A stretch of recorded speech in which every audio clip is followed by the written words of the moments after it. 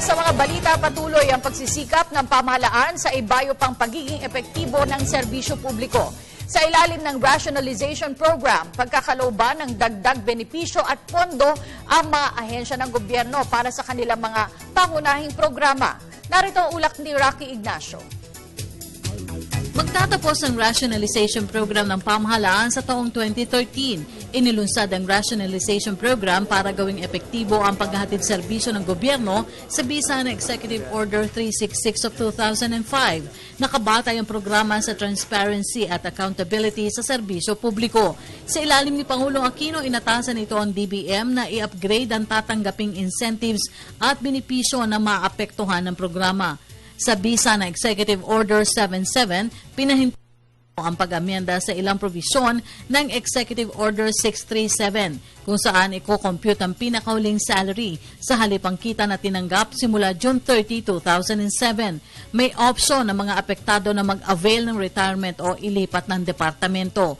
Ayon sa DBM, aabot sa 6.23 billion pesos ang kailangang pondo mula sa upgraded incentives ng Pangulo mula sa dating 4.10 billion pesos noong 2007 para sa programa.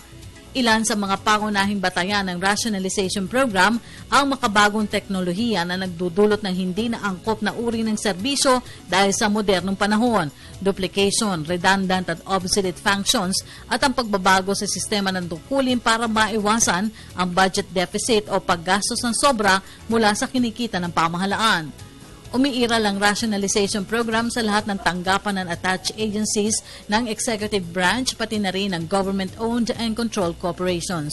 Habang hindi kasali sa programa ang mga sundalo, pulis, mga guro at health workers. 5 benepisyo ang inaasahang ibubunga ng rationalization program. Pagganahin ng maayos sa mga tanggapan ng gobyerno, dagdag pondo para matustusan ang mga programa at proyekto ng pamahalaan, epektibo at mabilis na serbisyo, gawing kontento ang mga tumatanggap ng government services at itaas pa ang moral ng mga kawani ng pamahalaan. Nitong katapusan ng 2012, umabot na sa 7,352 government employees mula sa 93 agencies ang tumanggap sa programa na nagretiro bago pa man sumapit sa edad na 65. Para sa Telebisyon ng Bayan, Rocky Ignacio.